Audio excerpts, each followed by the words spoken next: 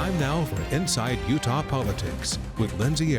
Well, thank you for joining us today. I am Lindsay, and let's go inside Utah politics. Hopefully you noticed our new logo just there. We're very proud of it. Okay, we're just hours away from lawmakers returning to Capitol Hill for the 2026 general session. They'll have just 45 days to get everything done, so they've got to set priorities and act fast. I'm joined today by Representative Angela Romero. She's the House Minority Leader and represents Salt Lake City's West Side and West Valley City as a Democrat. Representative Romero, thanks for being here. Thanks for having me. Are you ready for the session? Is anybody ever ready for the session? No. Here's a fire hose. Drink from it. Yeah. Or a roller coaster, I like to say, because you never know what hill you're going to go up or what hill you're going to go down. Yeah, it's a lot for sure. Okay, talk to me about, you're the leader for the House Democrats. Yes. Talk to me about some of your priorities. Well, our priorities as a caucus as a whole, our number one priority is affordability in the economy. We are hearing from our constituents they have concerns when it comes to housing. Of course, the environmental protections, we're really concerned about the Great Salt Lake. If you open up a paper, everyone's concerned about the Great Salt Lake. So we're hoping to look at that, and water policy. Also, our caucus is always concerned about inclusion and representation, and we want to make sure that all Utahns feel like they're part of Utah, and a lot of times that's playing defense against some bills that we feel are inclusive of all Utahns. Yeah, we need to talk about that playing defense a little bit. It's no secret that the Democrats are a super minority on Utah's Capitol Hill, and do you feel like you actually get to move your policy forward, or are you just trying to make Republicans' bills less bad?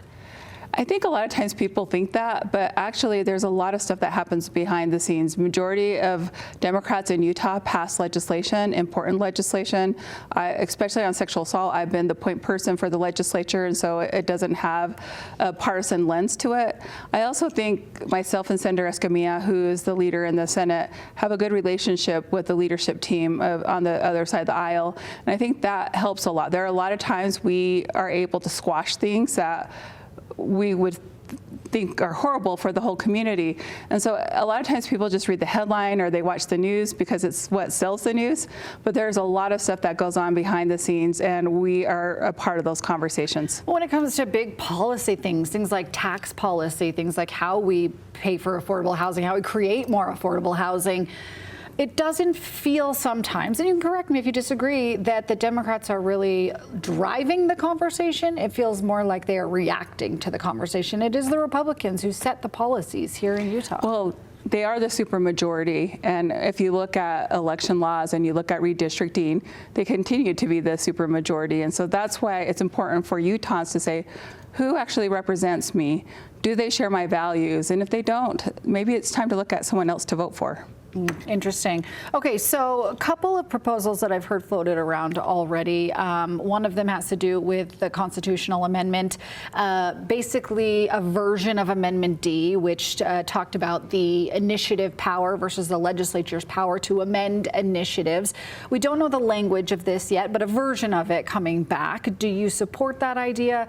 What do you want to see as presumably the majority crafts that constitutional amendment? I don't support that idea. We've already made so many barriers for people to do a referendum or to collect signatures to change things within the Constitution, and we already make them jump through a lot of hoops. So I don't know what more we could do about that.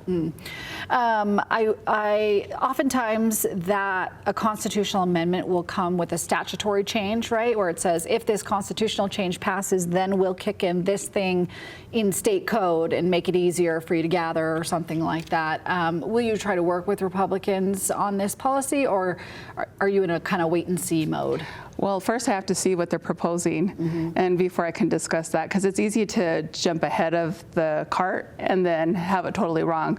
So for me, I serve on government ops, and so I'll be one of the first people to see that once that bill's been put together. And so for me, I have to wait until I see it before I really say this is what I would do or this is what our caucus wouldn't do. Do you see it the same way, though, that the Utah Supreme Court has created sort of a super law when it comes to initiatives that alter and reform government not being able to be amended in any sort of way? No, I think that that's been misconstrued, and I think there's a reason why we have three branches of government. There's a reason we have an executive branch, a legislative branch, and a judicial branch. And I'm concerned this session that we might try to tie the hands of the judiciary. We've done that already to the executive branch. Utah has one of the most powerful legislatures in the country. And even though we meet for 45 days, we're still doing, we still have intra meetings. And so my concern is we want to make sure we have a balance. There's a reason why our country functions or should function the way in our state should, because you have that balance of power. And I'd hate to see one particular branch of the government control everything. Expanding the state Supreme Court is something else Republicans have now made public. Do you support the idea of 7 justices as opposed to 5 on the Supreme Court and 9 on the Court of Appeals? I need to see that piece of, I need to see the policy, but currently no. Okay. Do you want to explain why? Well, I just have concerns. I think a lot of my colleagues didn't like what the district court had to say about redistricting. And so my concern is this, are you trying to mess with redistricting again? You've lost in public opinion, you've lost in the courts. So are you going to change the rules so you win? And that's very problematic. So do you believe they're court packing? We'll see. Okay. Well, I can tell you that I've seen the bill, and it's just that simple. I mean, it's just add 2 justices on the state Supreme Court and add 2 to make 9 on the appellate courts. And that's concerning for me because we already see the tantrums many people are throwing over the redistricting case and our new congressional districts. Interesting. Okay, so when it comes to the environment, we're living through a pretty bad inversion right now. It's only set to get worse in the coming days. What do you think can be done about Utah's air quality from a government policy perspective? Well, we've been working on that, myself and Senator Escamilla. As you know, the air we breathe, even though it's dirty across Utah, it's not the same. And so you look at our west side neighborhoods and the air we breathe, that there is sometimes dirtier. So it's really important to monitor the air and figure out how to make sure we're not polluting. That means emissions. So how do we handle that? A lot of people only think about cars, but you have to think about buildings. Pretty soon cars are not going to be the biggest polluter, it's going to be buildings. So we have to make sure that we're building efficiently. And I think we've kind of rolled back laws to make it easier for builders to build and cheaper, and it's not being environmentally friendly. Republicans are also proposing a bunch of different tax cuts. They think this will, or they say this will get at affordability as well. An income tax cut, property tax rate changes, some carve-outs for property taxes, and then the gas tax cut. Where do Democrats fall on some of these tax reductions that Republicans want to do? Well, Democrats have usually stood together when it comes to the income tax cuts, because when we've seen these cuts, we've also seen less money for our social service programs, and we have to take care of our most vulnerable members of Utah. When it comes to property taxes, I kind of have heartburn over that. Let local government be local government. We used to talk about Big Brother when Joe Biden was president, but yet we do this all the time to local municipal government and county government. We're trying to tell them what to do. And yes, when we look at the Constitution, the legislature does have that discretion, but is it in the best interest of all Utahns? People voted for me to represent Salt Lake City and West Valley. They didn't vote for Mike Schultz to lead West Valley and Salt Lake City. We have 2 mayors for a reason. Just in our last minute here, I know Democrats often work on child care policies. Do you have anything along those lines that you're working on this year? What else are you working on that you kind of want to address? Senator Escamilla has been working on child care and setting standards for child care for several years now. I also am going to do an appropriation request for after-school programs.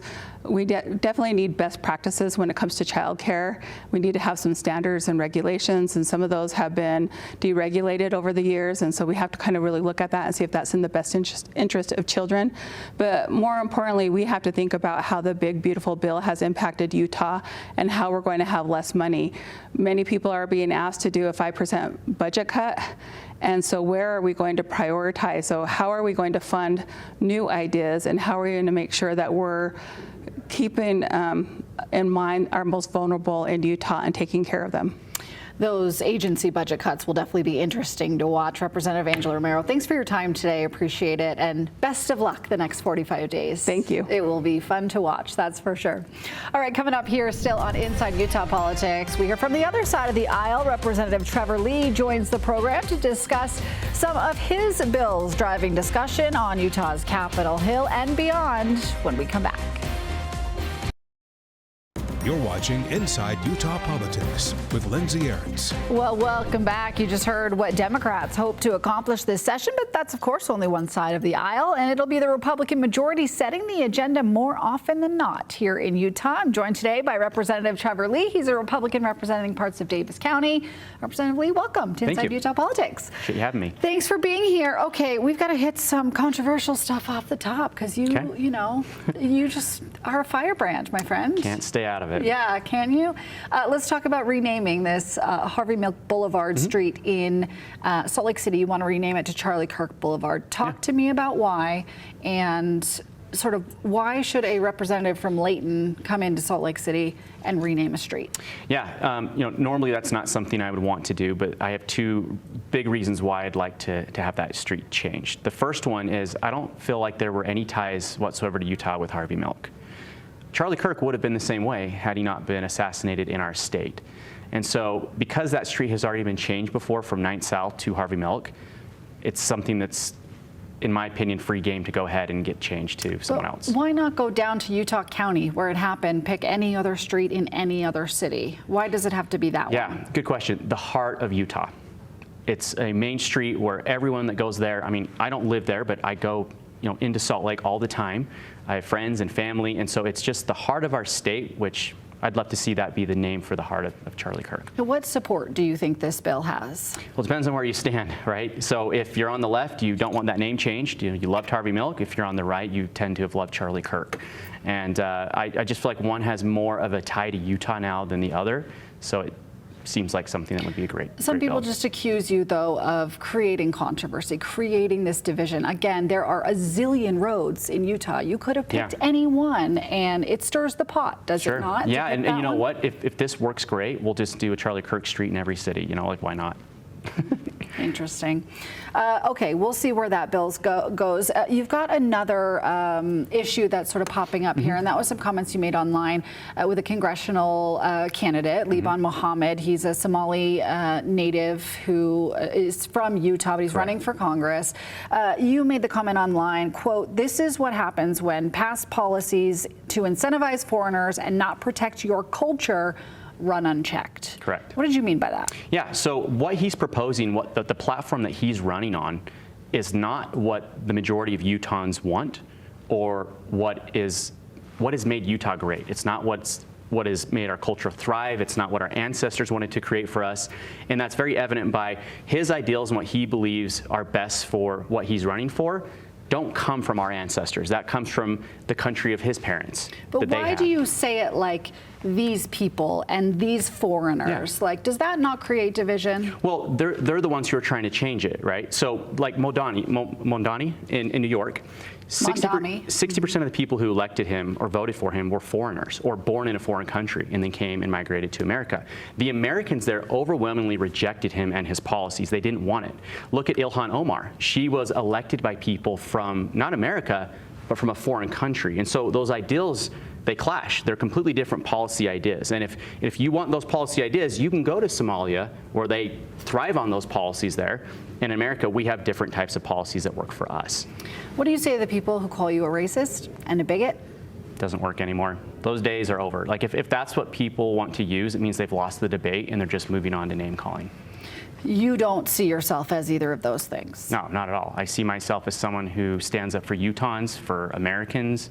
I want to protect our heritage, our culture here in Utah, and that's what I'm trying to do.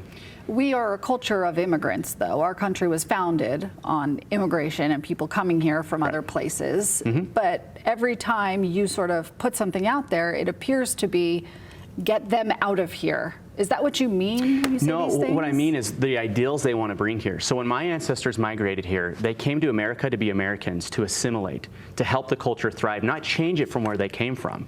And that's the difference today that we have, is everything that we're seeing on the migration side into our country, specifically in Utah, is because they feel incentivized to come here. So Utah, as you probably saw from an article last week in AP, we were the third hottest destination for immigrants in the world. Why is that a problem? Well, it's a big problem because what they're bringing is not like what my ancestors brought. They're different ideals and a culture that And a lot of times... That's different than yours? Yes, but they clash, or it's not going to be able to work with the Constitution. So that to me is problematic. And for example, if I come from a country that doesn't believe in the rule of law, that can live off bribes and fraudulent type businesses. So Liban, you believe, doesn't live by the rule of law? No, or he wants to change it to where he came from because that's the culture that he was brought up with, that he wants. Do you know that he wants to change it that way? Yes, his policy video. He was born in Utah. No, I get it. But like his campaign video and what he wants to set for his policies are not what we have. It's a complete overhaul and change. I mean, there's an advocacy for universal child daycare. Well, dude, read the room. Like, that's one of the largest fraudulent schemes we've ever seen in this country's history, and we've just scratched the surface of it. I mean, we haven't even fully investigated what we have done here, that we've had here in Utah. And if it comes out that that's the case, then are you really advocating with those policies or for fraud? Is that what you want? Because if I wanted, for example, to open a daycare, I don't get government assistance for it. My ancestors didn't do that. They had to do it on their own. And so it's people who have come here and they've exploited our system for their personal gain, and that's not good for any of us. And so we're trying to protect that and protect Utahns and that sovereignty that we have. Let's just talk about some of the other GOP priorities. I talked to the Democrats about tax cuts, income tax cut, potential property tax changes, potential gas tax. They're concerned about, making these incremental tax cuts that don't actually do major things. Meanwhile, we don't really have enough money in the budget to make these cuts. Where does the GOP stand there? Yeah, I think, we're still going to try to cut income tax. That's something that, universally affects all Utahns. Doesn't matter, rich, poor, like we all want an income tax of nothing, right? It's what we all strive for. The other thing is we need to look at reducing our spending as a state, right? The cost of living is through the roof. And there's a couple reasons for that. Number one, I believe is because our ideals and our culture drives people to want to live here. We have great family values. People love the idea that it's a safe place that you could live. Our schools are very good. And so with that increase of people that are coming here, we need to make sure that we're managing how much money we're spending. And so I would hope to see, at least you saw from the governor, one of his priorities was a Doge type cut across the board with the governor side of things. We need to make sure that if we are going to cut taxes, we're also going to cut spending, because then you're just going to offload it somewhere else within the state, and that's not good. That doesn't actually help Utahns. Yeah, I'm hearing a 5% budget cut for all agencies. Is that kind of what you're hearing too? Correct, yes, yeah. And hopefully more in other places too. Like, one of the things that we pride ourselves in Utah is we are very fiscally conservative, right? We balance our budget because we have to, but that doesn't mean we spend every available penny that we bring in. We need to look at cutting in places that are either unnecessary or become over bloated, so that we don't feel like a Utah family who's struggling can go look at a government job that's paying an exponential amount of money to something. The constitutional amendment, possible constitutional amendment, that is basically a version of Amendment D. We reported this week that's probably coming back. What would you like to see from the language that goes on the ballot? I want to make sure that whatever we do moving forward, it actually is a good majority of Utahns that have a say in these things. So, for example, the problem right now is a lot of the initiatives, you can get a lot of money from out of state to come in and completely overhaul a law. I mean, California is the king of this right now. It's just big money changes the game. But Republicans are doing it too. In some With the cases, repeal of Prop 4, they've raised over $4 million. In response to someone else bringing it in the first place. Okay, so it's a tit for tat. They did it, so we don't like that. Like, we feel like that's wrong. Like, if people want the representation, they have it in their representatives.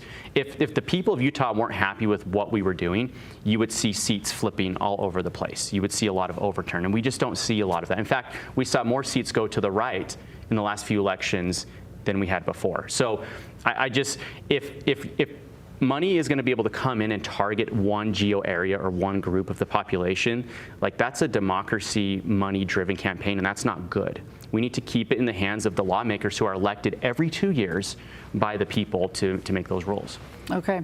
Anything else you want to add real quick in our last 10 seconds about what the GOP wants to accomplish for the session? Yeah, we're really going to try to help the cost of living for every average day Utahns. We want to make sure that it's easier to grow with your family and keep those ideals and just thrive in this state. Okay, we'll have to leave it there. Representative Trevor Lee, thanks for your time today. I appreciate it.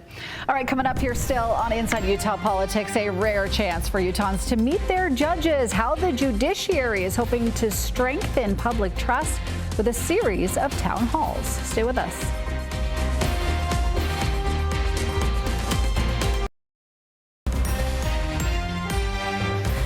House is moving forward with a bill to ban members of Congress from buying new stocks, but some argue it doesn't go far enough since it doesn't block sales of stocks they already own.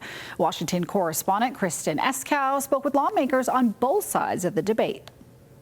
Momentum has been building on Capitol Hill to ban lawmakers and their families from trading stocks, amid allegations that some profit off of inside information. Members of Congress shouldn't be coming to Washington to trade stocks. If you want to day trade, there's a place for that. It's called Wall Street. Republican Congressman Brian Stile of Wisconsin introduced a ban that has the backing of House GOP leadership. It's a bill that I think we'll be able to pass with I hope a wide bipartisan margin. The bill would ban all members of Congress, their spouses, and dependent children from buying new stocks. But it doesn't force them to sell stocks they already own.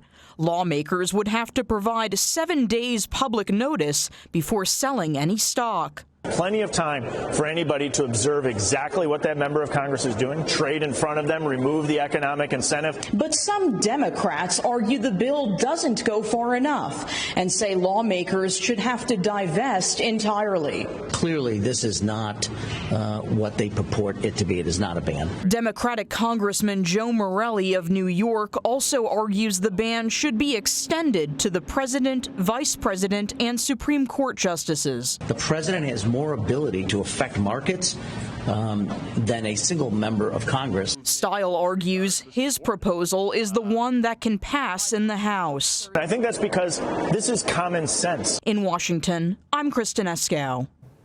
Well, judges have come under scrutiny across the nation and here in Utah, including criticism coming from state lawmakers. So Utah's judges open their courtrooms to take questions from the public in the form of a series of town halls. Our Jordan Tracy was there for the first one. He brings us the highlights.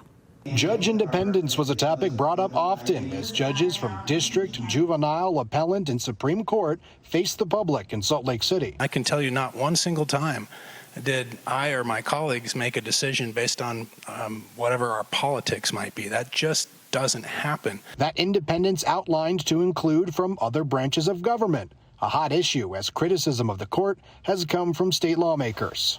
We are never, ever, when we are examining a law, trying to decide whether this was a good law that the legislature passed or a bad law. We have to be able to make decisions that even go against those other branches of government, right? If that is part of our judicial independence, and that's really, really critical. Some of those lawmakers citing backlog as a reason to expand the Supreme Court. Justice Diana Hagan says it depends on your definition of backlog, but that the Supreme Court actually moves through cases quickly, adding its appeals that needs more judges. Right now, our court's processing time is actually the quickest I think it's been in 20 years. Appellate courts are in pretty good shape, except for the Court of Appeals needs more judges. And another hot issue, federal law enforcement like ICE being able to make arrests in the courts. Can judges stop them? Court Administrator Ron Gordon taking on that question. We are unable to prohibit them from doing that, and we're not allowed to interfere in that work. Well, that was ABC's Jordan Tracy reporting. More town halls are scheduled throughout the state through March. Well, that's going to do it for today's Inside Utah Politics. Stay in touch with us on social media, won't you? You can find me on X, Threads, and Instagram, Lindsay on Air, Lindsay spelled with an A. Just search for Lindsay Aerts. You can also find Inside Utah Politics in podcast form wherever you get your podcasts. And if you're looking for more national political coverage, check out our Political Power Ranker, our Nexstar National Political Director and the head of Emerson College Polling. Look at who's up and who's down in the world of politics based on the data. We carry that for you on our free streaming app. It's called News for Utah Plus. You can download that on Roku, Amazon Fire, and Apple TV. Well, thanks for joining us this week. We will see you next week.